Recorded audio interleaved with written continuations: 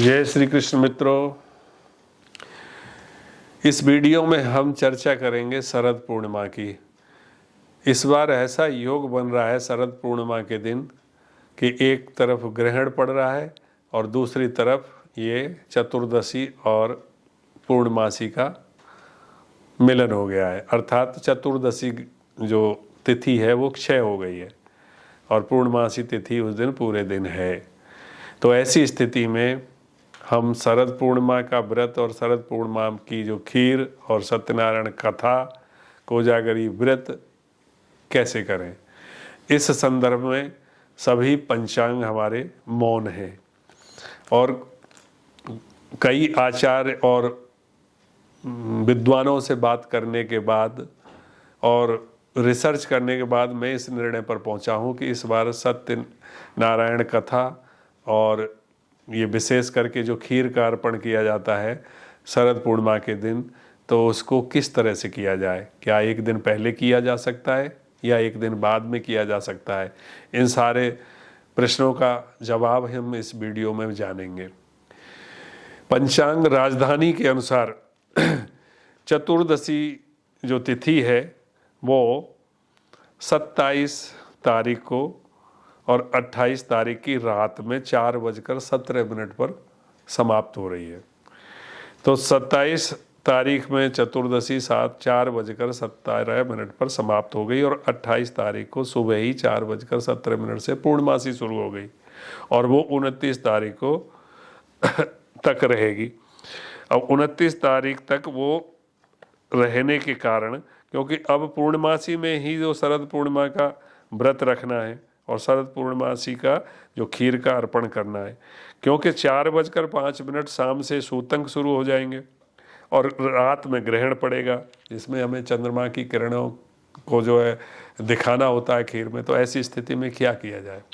तो ऐसी स्थिति में बहुत सारे विचार विमर्श के बाद हम इस निर्णय पर पहुँचे हैं कि खीर जो है पूर्णमासी के दिन ही बनाई जाए, लेकिन वो 4:05 से पहले, अर्थात शाम को 4:05 जब सूतंक शुरू होता है उससे पहले हमें खीर बना लेनी चाहिए। खीर बनाने के लिए देसी गाय का घी इस्तेमाल करते हैं और उसमें कोई चांदी का शुद्ध कोई अगर बर्तन हो तो बहुत अच्छा है, या चांदी का कोई टुकड़ा उसके अंदर डालें और सफ़ेद वस्त्रों का इस्तेमाल करें इस खीर के दौरान, बनाते समय और खाते समय।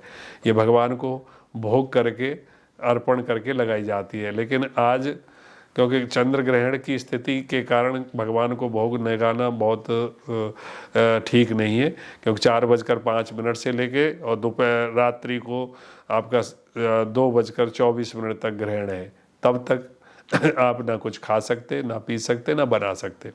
तो ऐसी स्थिति में इस खीर को बना करके सूतंक के दौरान कुश और तुलसी के पत्र इसमें डाल देने चाहिए और जैसे ही सूर्यास्त के समय चंद्रमा निकलते हैं तो इस खीर को चंद्रमा की किरणें जरूर लगाएं। और वो किरणें आपको 11:30 बजे तक रात को लगा सकते हैं, क्योंकि 11:30 बजे चंद्रमा की उपछाया प्रारंभ हो रही है। तो वो उपछाया में वैसे तो कोई इफेक्ट नहीं पड़ रहा है, तो कुल मिलाकर के 12:30 बजे तक भी रात को आप खीर में किरणें लगा सकते हैं। केवल ग्रहण के समय को छोड़ दिया जाए, बाकी समय आप लगा सकते हो। वैसे तो पूर्ण ग्रहण नहीं है, क्योंकि आधे से ज़्यादा चंद्रमा दिखाई रहेगा तो उसकी भी किरणें काफ़ी कामयाब होती हैं, परंतु क्योंकि उसमें थोड़ा सा प्रभाव छाया का है जो चंद्र आंशिक ग्रहण है, तो उस प्रभाव से बचने के लिए केवल चंद्र ग्रहण का जो समय है 1:19, उस बीच में किरणों को ना लगाएं और चंद्र ग्रहण समाप्त होने के बाद फिर से आप किरणें लगा सकते हो। 2:24 के बाद फिर 3, साढ़े 3, 4 बजे तक उसमें आप फिर से चांदनी की रोशनी में रख दें उसको और सुबह नहा धो करके फिर भगवान को भोग लगाएं 4, साढ़े 4 बजे तक, इसी पूर्णमासी के रहते रहते। तो ऐसा निर्णय हमारे विचार से शास्त्र सम्मत रहेगा। यही बात जो है सत्यनारायण कथा के बारे में कर सकते हैं कि सत्यनारायण कथा का जो व्रत आपका रहेगा वो आपको चंद्र ग्रहण के बाद ही खोलना होगा, परंतु क्योंकि सत्यनारायण कथा करनी है तो वो कथा आप 4:05 से पहले सारा प्रसाद वितरण ब्राह्मण भोजन सब करा सकते हो आप, लेकिन अपना व्रत जो है आप सुबह खोलें तो पूर्ण व्रत इसका माना जाएगा। ऐसा मेरा विचार है सत्यनारायण व्रत के संदर्भ में। तो अभी हमारे ये सभी संदेह दूर हो गए हैं कि किस तरह से हमको ये ग्रहण रहते हुए शरद पूर्णिमा को मनाएं। तो शरद पूर्णिमा अपने हर्षोल्लास से मनाएं और चंद्र ग्रहण के दौरान पूरी तरह से भजन कीर्तन दान दप होम ये सब करते रहें तो ये और अनंत गुना फलदायी बन जाएगा। इसके साथ ही मैं अपनी वाणी को विराम देता हूँ और आप लोगों ने अगर मेरा चैनल सब्सक्राइब नहीं किया है तो कृपया चैनल ज़रूर सब्सक्राइब कर देना और अपने मित्रों को शेयर करना, लाइक करना। जय श्री कृष्ण, जय हनुमान।